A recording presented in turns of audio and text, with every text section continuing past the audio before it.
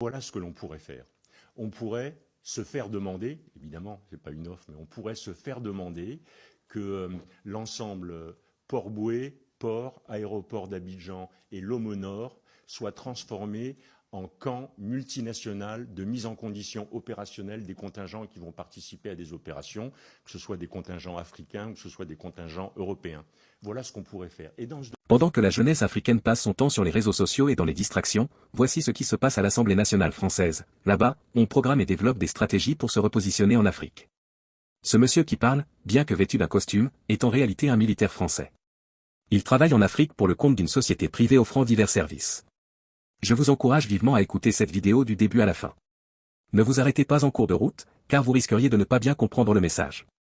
Écoutez attentivement pour découvrir la stratégie qu'ils mettent en place, comment se positionner en Afrique, comment dissimuler leur présence, et comment former le personnel local. Les militaires français présents en Afrique ne se limitent pas à la formation militaire. Ils sont actifs dans tous les domaines, mines, secteur militaire, NG. Ils offrent des formations partout. Et, lorsqu'ils sont dans un pays, ils représentent la France et agissent comme ses yeux sur le terrain. Jeunes Africains, réveillez-vous. Il est temps d'ouvrir les yeux. Écoutez cette vidéo, likez, commentez et partagez ce message.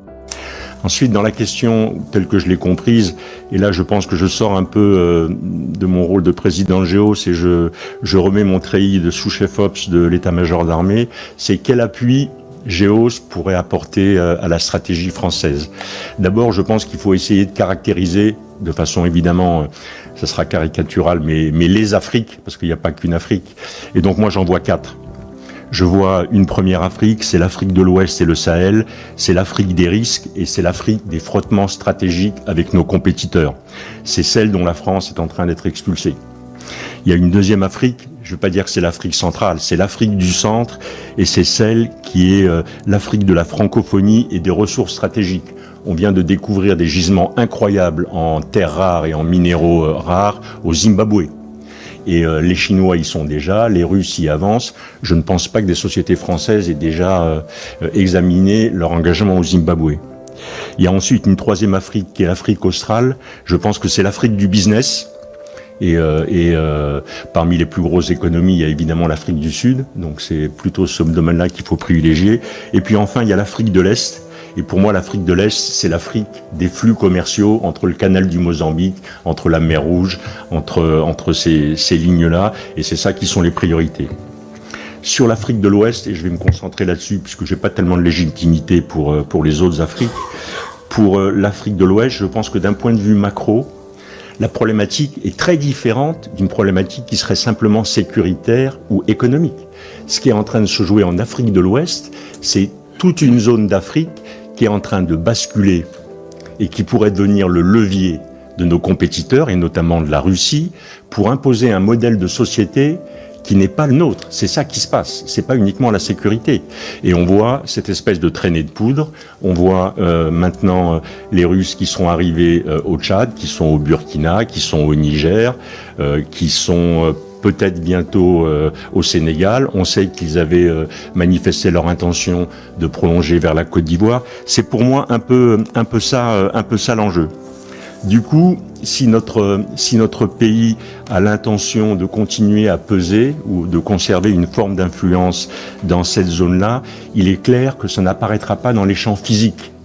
Je pense que l'option militaire, ou la présence militaire, ou la visibilité militaire ne sera plus un critère pour développer cette influence. Je pense qu'elle reposera sur les champs immatériels. C'est dans ce domaine-là qu'il faut investir. Et globalement, en le résumant, il faut passer d'une stratégie démonstrative et bruyante à une stratégie discrète et une stratégie d'accès. C'est à mon avis ça l'enjeu. Et tous les acteurs que vous avez réunis ici, mais bien d'autres, devraient participer à cette stratégie, si jamais c'est bien notre stratégie. Pour mettre ça en œuvre, ça suppose 3 ou 4 conditions.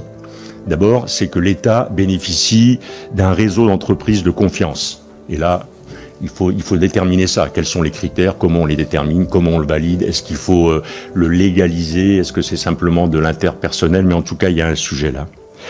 La deuxième, c'est que l'État ait la capacité et les mains qui soient un peu plus ouvertes sur les capacités d'externalisation, de transfert d'un certain nombre d'actions régaliennes.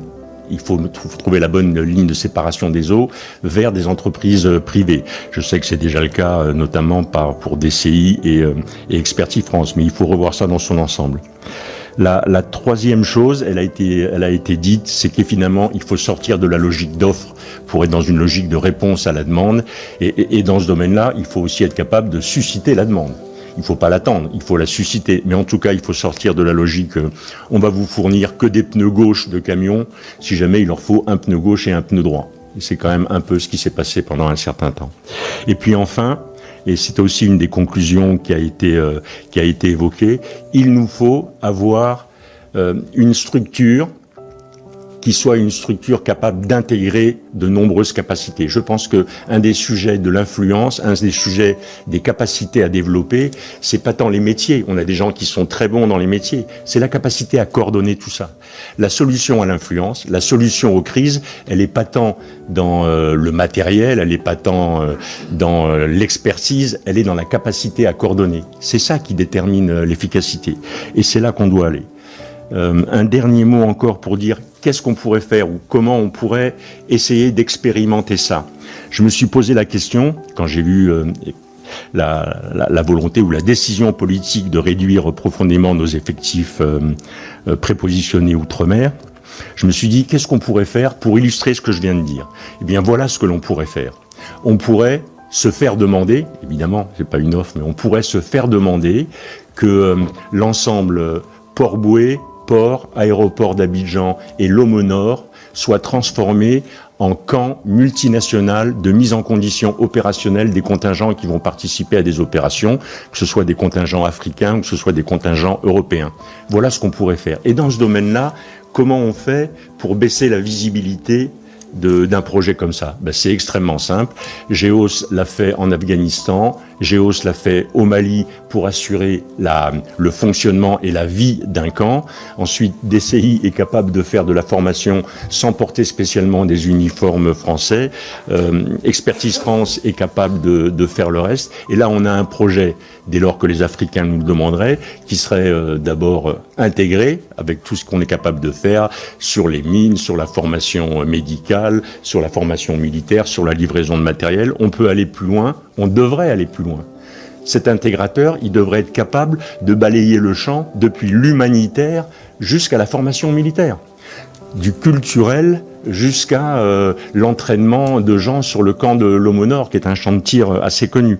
C'est un peu ça que je vois comme capacité d'intégration. C'est un peu comme ça que je vois la façon dont notre pays pourrait conserver une forme d'influence en Afrique, tout en respectant évidemment et tout en obéissant aux instructions qui nous ont été données ou qui ont été données par le pouvoir politique. Voilà. Alors que nous avons pris connaissance du plan actuel qui pourrait perturber l'avenir de la jeunesse africaine, il est crucial d'adopter des actions stratégiques pour contrer ces menaces potentielles. Voici quelques conseils pratiques. 1. Éducation et sensibilisation, informer les jeunes sur les enjeux politiques, économiques et sociaux en Afrique, y compris les influences étrangères et les politiques de développement. 2. Engagement politique, participer activement à la politique locale et nationale pour influencer les décisions qui affectent l'Afrique, par le vote, les initiatives civiques et la formation politique. 3. Promotion de l'entrepreneuriat local, soutenir les initiatives entrepreneuriales locales pour renforcer l'économie indépendante et réduire la dépendance à l'égard des acteurs étrangers. 4. Renforcement de la solidarité régionale, collaborer avec d'autres pays africains pour promouvoir des politiques communes qui favorisent le développement durable et la sécurité.